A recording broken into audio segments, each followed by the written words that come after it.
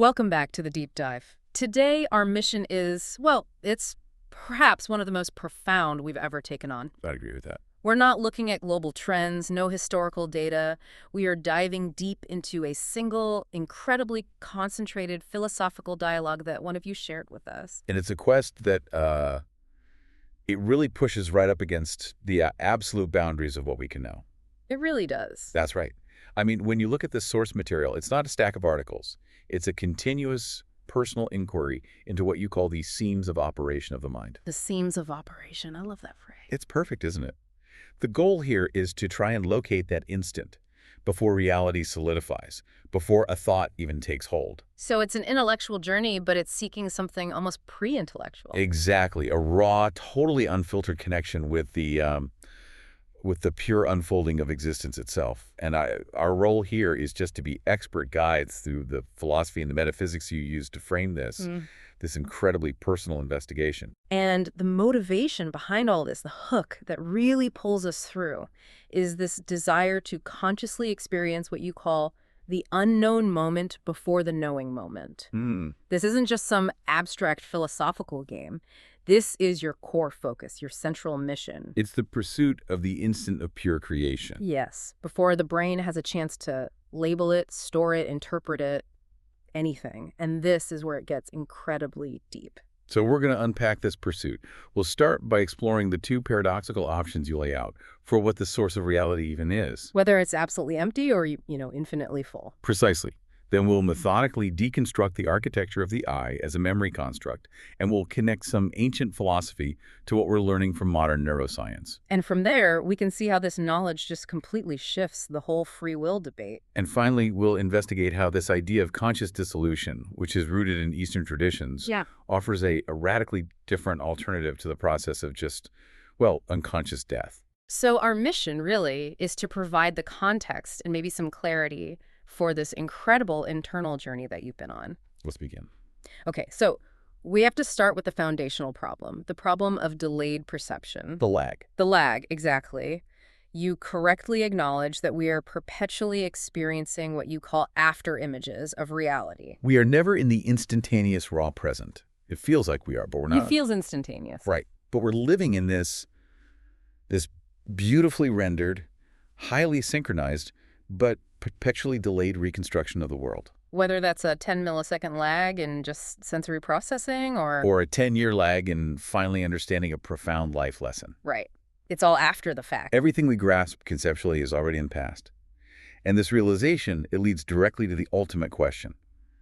What is the nature of that point, that instant before memory or time takes hold? And when you really stare into that void, that temporal gap, the source material you've provided gives us two starkly opposed, but, and this is the crazy part, logically coherent options for what might be there. And you frame these as the only two logical choices if you refuse to just throw up your hands and say, I don't know. Which is a valid choice, but not the one we're exploring. Not at all. So these are powerful paradoxes. Let's take option one, the timeless void. Okay.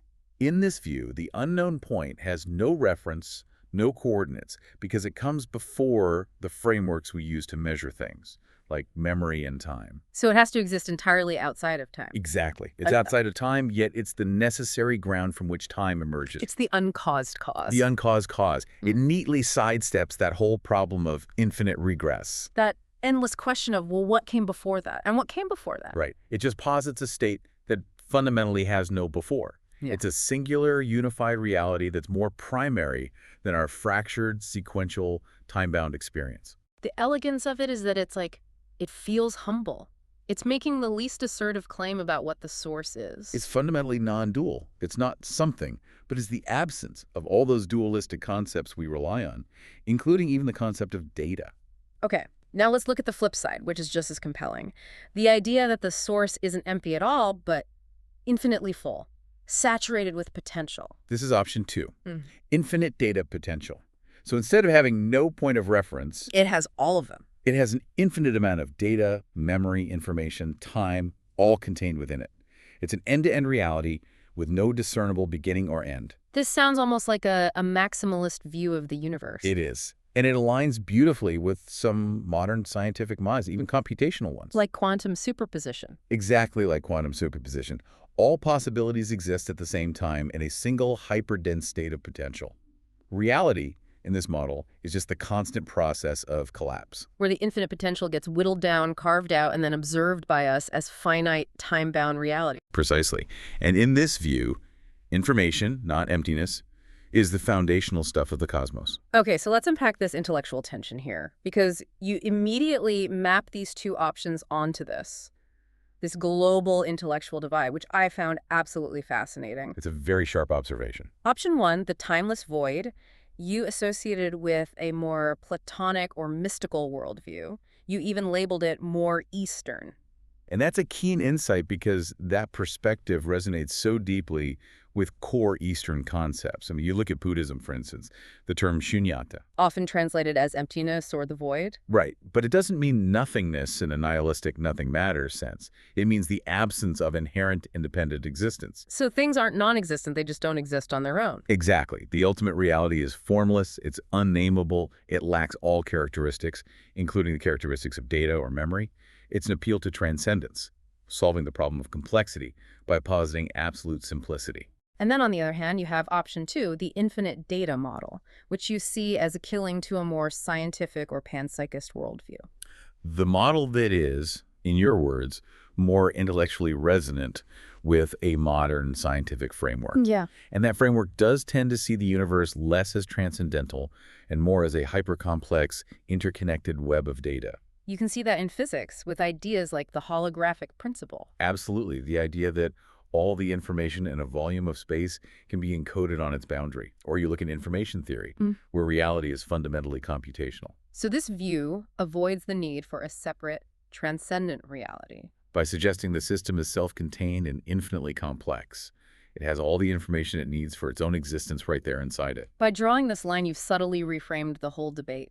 It's not just science versus spirituality anymore. No, it's a choice between philosophical humility and ultimate complexity. Right, and this is the core tension you summarized. Option one, the void, is seen as making fewer assumptions. It's the most humble position. It acknowledges a true void. It doesn't need to posit any prior entity, not time, not energy, not even data. Whereas option two, infinite data, is seen as this incredibly bold assumption. Because it presupposes ultimate complexity from the get-go. It tries to explain everything by filling that void with infinite data, avoiding the mystery of a true beginning by just pushing the starting point back to an infinite pre-existing complexity. So it's a choice between radical absence and radical presence. Perfectly put. And the synthesis leads you to your single, absolute logical conclusion about the nature of that immediate pre-present moment. You distill it down to this, and I want to get it right. The most logical thing to say, in my opinion, to the question what exists prior to the formation of a millisecond is no millisecond. That statement is the intellectual key to this entire deep dive. It's so powerful. Why? What makes it so powerful? Because it avoids the primary human cognitive bias, which is our inclination to fill every conceptual void with a framework we already know. We can't help it. Our minds are built to apply the rules of our current reality time, data, cause and effect, to describe everything, even the thing that must have come before those rules. It's like trying to use a yardstick to measure something that existed before the yardstick was even invented. Precisely. If you ask, what existed 1 millisecond before the first millisecond? Yeah. The default human response is to imagine some kind of proto-millisecond or a formless time. But you reject that. You reject it. By stating no millisecond, you're acknowledging that logic itself forces us to accept an absolute non-being, a non-existence, a non-conceptualization at that point of origin. No time, no data, no structure, no knowing. And this ties directly back to your quest for the unknown moment before the knowing moment. It connects the radical philosophical position to the personal psychological quest. To experience the unknown moment is, by definition, to experience something that lacks all the markers of a conceptual experience. It resists memory. It resists language. It resists time. That logical acknowledgement that the source is a total absence of definition is the only way to align your mind perfectly with the experience of the absolute. It's a beautifully distilled point. It is. It's a testament to the power of logical rigor to lead you right out of the confines of your own conceptual thought, The greatest possible truth about the source is simply that it's unavailable to the instruments we use to define our world. Okay, so let's move from the nature of that source to the mechanism that processes it. The mind. Yeah, I love the humility in your perspective here. You state that the highest function of the brain is to honestly interpret existence, not to claim some kind of superiority over it. That framing is essential. It's so important because it immediately puts the brain in its proper context. Which is? It's an interface. It's a tool for processing. It is not the foundation of reality itself. And if the brain's job is honest interpretation, then its output, the world we experience, the continuous story of, it must be an interpretation. Subject to all the inherent delays and filters of the system. Exactly. And this perspective directly answers your next question, which was, is there a point prior which is absolute? And the answer is yes. Yes. If the brain is interpreting, then there must be something being interpreted that stands prior to that interpretation. That something is the unknown moment. And it is absolute precisely because it contains no division. It's the unformed, pre-divided ground. Right. To be absolute means to be independent of all relation. It's not this or that, before, after, memory, or no memory. It is the pure, unified potential from which all these partial things, including time, memory, and our very sense of division, emerge. This brings us right back to the idea of that phenomenological lag. You observe that if it weren't for the interface known as the present, our reality it would be experienced in glitches. That is a perfect way to describe the brain's synchronization work. Our perception isn't a single unified sensory input. It's a jumble of electrical, chemical, and neural signals that are all arriving at the processing centers at slightly different times. So without the brain's incredible ability to sync all that up, This interface, known as the present, our reality would be total chaos. We'd constantly notice the delay between sound and sight, between a thought and an action, between touching something and feeling it. it's like being in a cheap movie theater where the audio, the video, and the subtitles are all slightly out of sync. It works, but it's deeply unsettling. And the brain smooths all of that out, creating a seamless, cohesive reality that feels instantaneous. And the implication of this is crucial, especially when we look at neuroscience. Right, particularly the famous work by Benjamin Libet. We know from those studies that conscious decisions are preceded by measurable, unconscious electrical activity. The readiness potential. The readiness potential, yeah. Sometimes up to half a second before you have any conscious awareness of making the decision. So the feeling of, I just decided to move my hand now, is actually the brain presenting the final synchronized story. And retroactively assigning the I as the cause of a process that was already well underway. The brain needs that coherent narrative to function. It does. And this continuous narrative is the I of personal identity. And what is the material of this narrative? It's memory. So the continuous I of personal identity is absolutely dependent on a perpetual memory feed. Identity in this framework is nothing more than a highly elaborate, constantly updating, and impeccably synchronized story told by a collection of memories. You take away that feed, the narrative self it collapses. But then, and this is the next critical question, can any form of I exist without memory? Because the narrative self certainly can't. The experience of severe amnesia is the tragic proof of that. The narrative self ceases. There's no continuous identity, no story, just a series of new, uncontextualized moments. But the philosophical depth in your source material allows for a different answer. It does. Yeah. Yes, a different kind of I could exist. And this is what we could call the self of pure awareness. The consciousness that is simply present. Correct. It's the awareness that remains when all the narrative content is stripped away.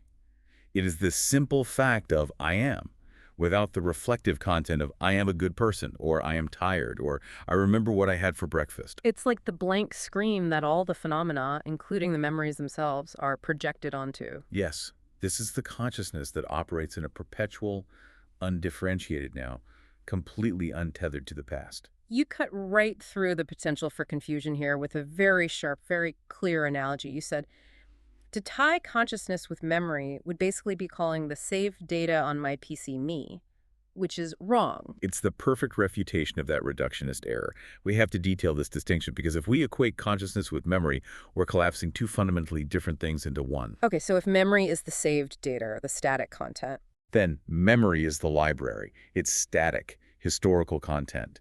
It's what is stored, categorized, and potentially retrieved. It has structure, organization, volume. Your PC data can contain the blueprints for a skyscraper or a love poem, but those files are completely inert until something accesses them. And consciousness, then, is the reading lamp. Consciousness is the dynamic process. It's the subjective presence. It's the light that illuminates the content right now. The lamp is the living quality of awareness itself. So the lamp can light up a chapter in the library a memory, but the lamp itself isn't dependent on that specific chapter existing. Exactly. If the library burns down, the lamp is still a source of illumination. A hard drive is not conscious because it lacks that dynamic, subjective process of illumination.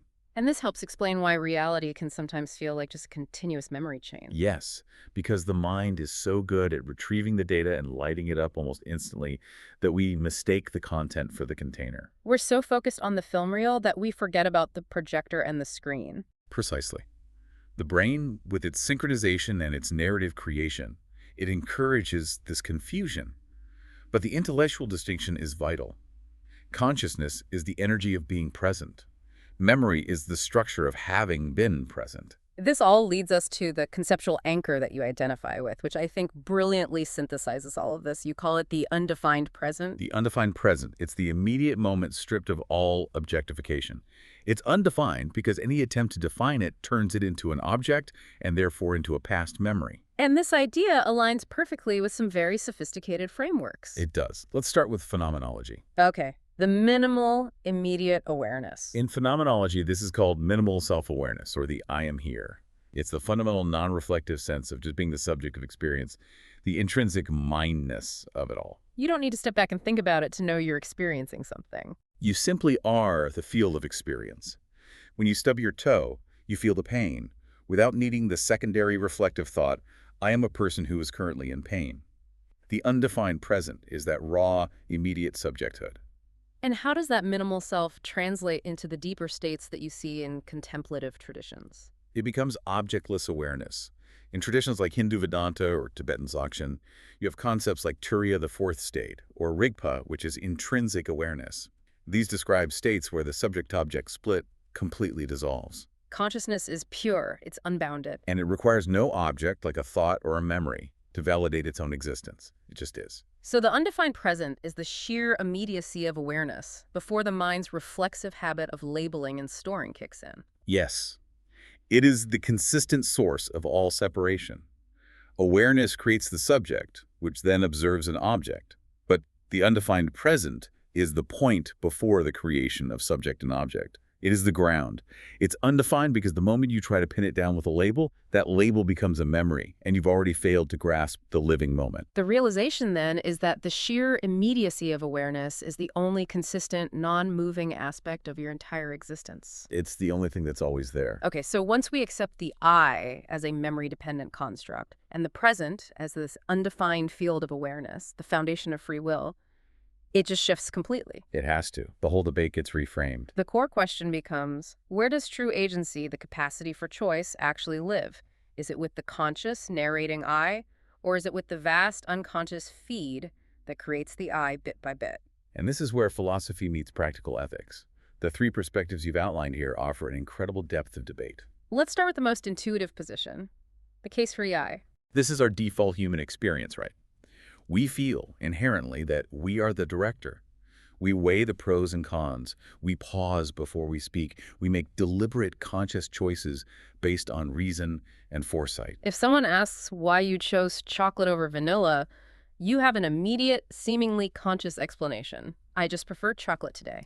And that intuitive feeling is robust, it's undeniable, and it forms the bedrock of our entire legal and moral systems. But then the data from the feed perspective seems to completely undermine this director. The case for the feed is the deterministic viewpoint. It's bolstered heavily by neuroscience, as we discussed with the Libet experiments. The evidence suggests that the physical unconscious processes, your genetics, your accumulated memories, your environment, the neural firings, initiate the action first. So in this view, the I is the brilliant rationalizer. It's the narrator who steps in just as the action is being executed and says, yep, I chose that. It's a retroactive self-attribution. So the agency, if it exists at all, is held by this vast, hidden operating system, not the conscious interface. Exactly. The I is the dashboard, not the engine. The engine runs on past causes. Which naturally leads us to the middle ground, the synthesis or compatibilism, which tries to rescue a meaningful definition of freedom from this deterministic crisis. Compatibilism argues that genuine agency doesn't require us to be an uncaused cause, which is logically impossible anyway. Right, every choice has to have a cause, even if it's just a random neural firing. Instead, agency resides in the capacity for self-reflection. The feed generates impulses. I want that cookie. I feel angry.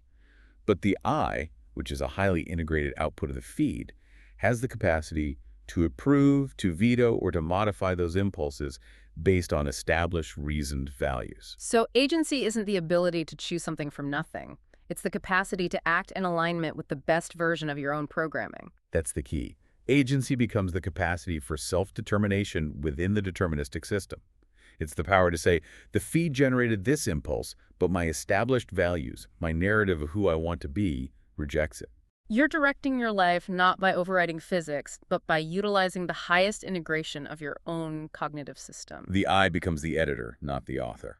Even with that synthesis, though, you recognize that the non-agency argument, the possibility that you cannot even open your mouth without new memory, meaning every action is rooted in the past, presents a difficult reality. You called it maybe too dark to handle. And it is a dark truth, because it dismantles the very idea of individual moral exceptionalism and absolute personal control, which is so deeply ingrained in Western culture. If I fail, it's not just my fault, it's the result of my genetics, my childhood, my environment, the whole neural cascade they set up. But you brilliantly pivot this darkness into a source of light. You argue that accepting this truth could be the catalyst for a more intelligent civilization. You use this profound historical analogy.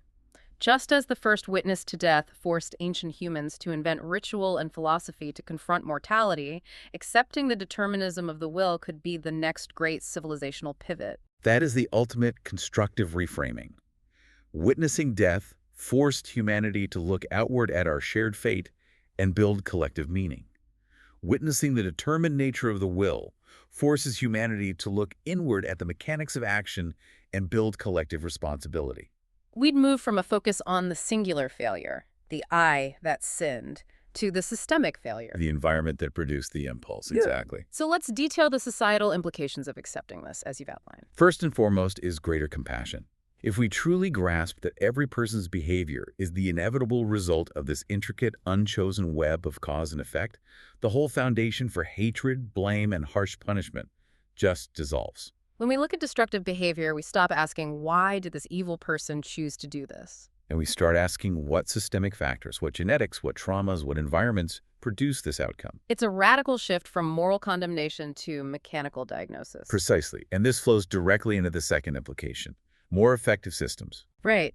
In a deterministic view, focusing on individual fault is just inefficient. A more intelligent civilization would shift its focus from retribution to structural design. Instead of just punishing the criminal, we'd focus on designing educational, nutritional, and economic systems that shape environments toward healthier outcomes. We'd try to prevent the negative cascade of causes in the first place. We'd be working with the mechanism of the human mind rather than imposing these external moral standards that might not align with how the system actually operates. Exactly. I mean, think of justice reform. You shift from punitive measures, which assume a person freely chose to be bad and can freely choose to be good after punishment, to restorative or predictive models that treat the environment and cognitive architecture as the critical variables. You treat the system, not just the symptom. And finally, there's the personal benefit, the reduced burden of self. This is the profound relief in all of this. That immense crushing weight of believing you are solely responsible for every single success and every single failure is lifted. This isn't an excuse for nihilistic inaction, though. Not at all. It's an invitation to a more graceful and focused mode of operation. If you recognize that the vast majority of your life is the effortless flow of the feed, you stop trying to command the uncommandable. You focus your limited conscious editing agency on shaping your environment and your values. The darkness only appears when the ego insists on having absolute control.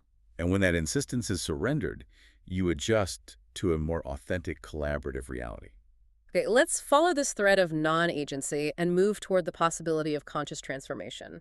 You observed this deeply paradoxical process. The I, which is a phenomenon born of memory, can spontaneously trace itself backward to the point where it dissolves into an existence that's no longer dependent on memory. This is the moment where self-inquiry becomes self-destruction.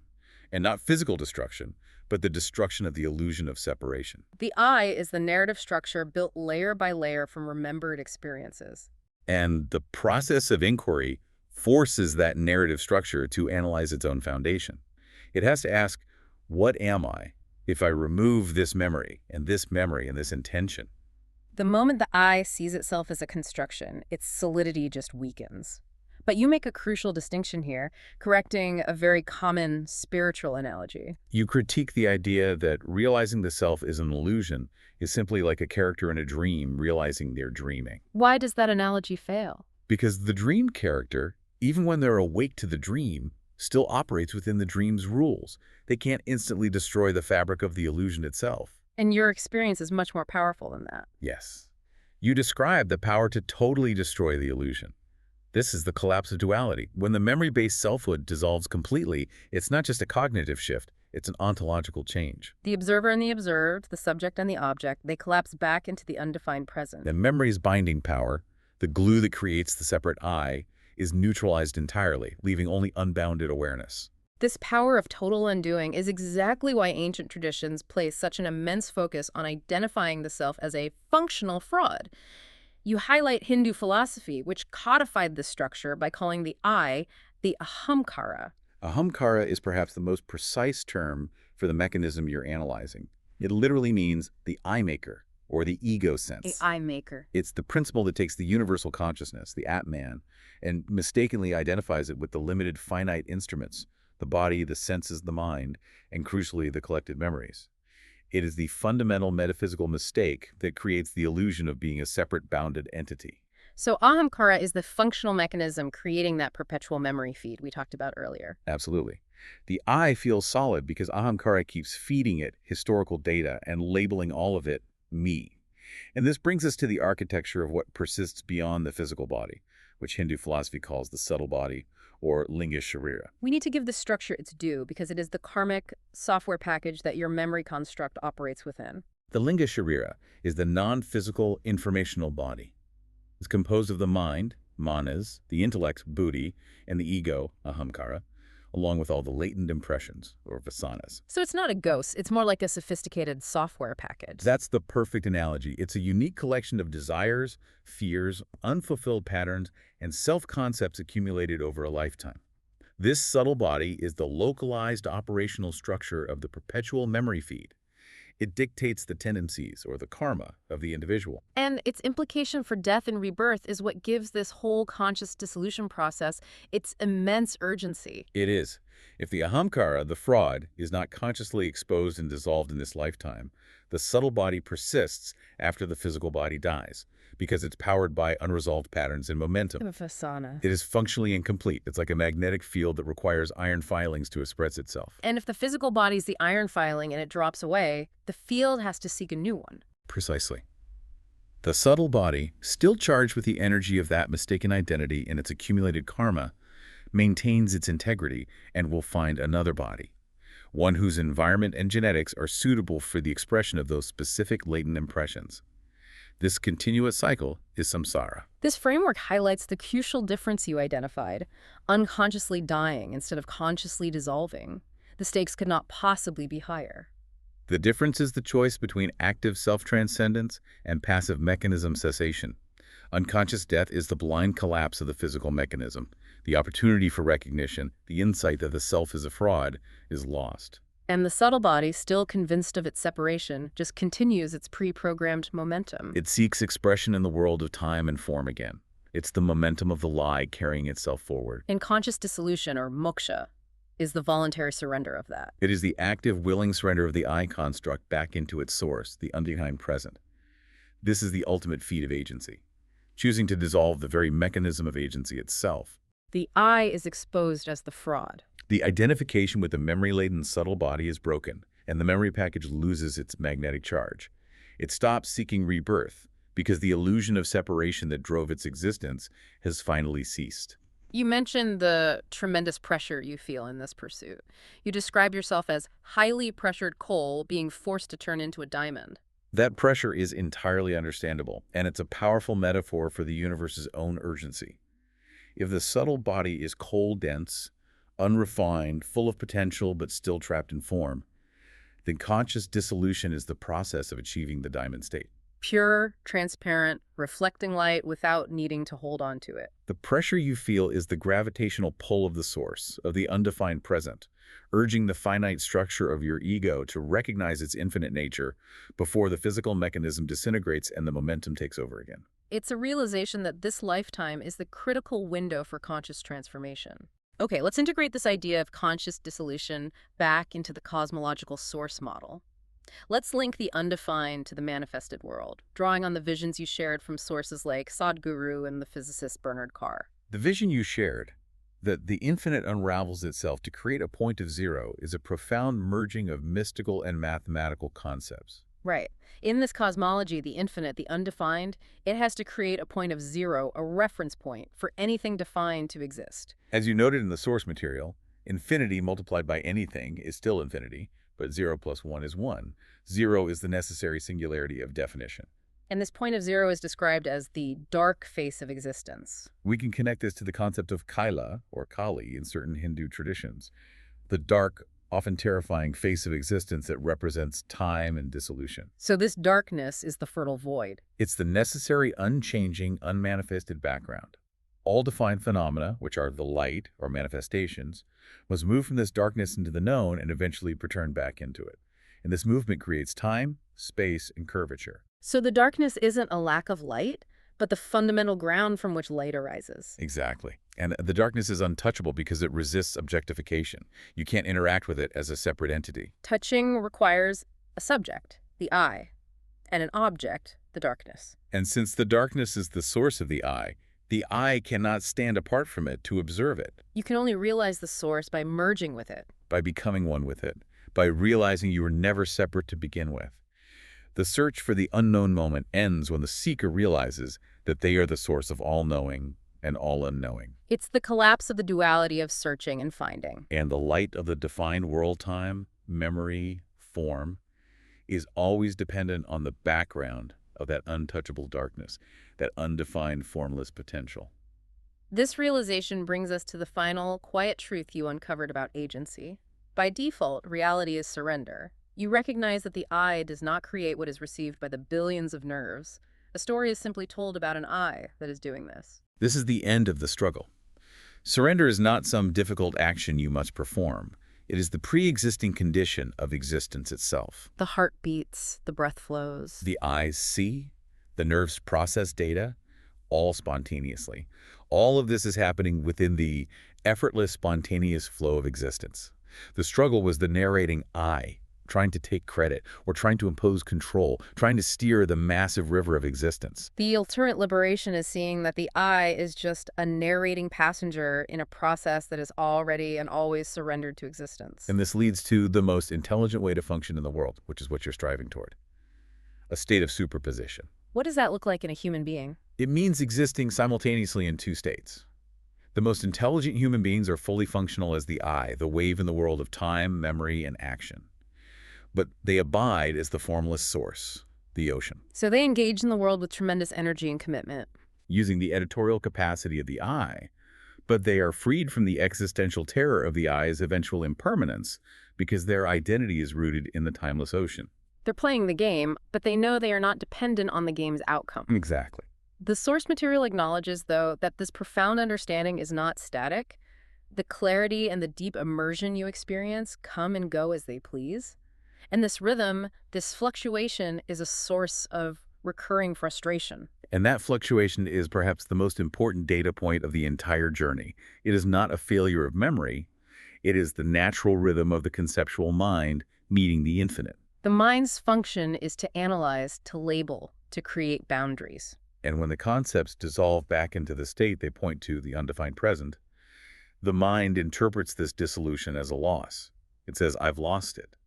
But what has been lost is only the conceptual map, the memory about the state. The awareness itself has never gone anywhere. The clarity comes and goes because the I cannot hold the undefined present in its memory. Exactly. Which is why you made that essential linguistic correction, distinguishing between noticed and noticing. This correction is the final gateway to understanding the whole process. Let's elaborate on this distinction. Let's start with noticed. Noticed is a verb in the past tense. It's a memory.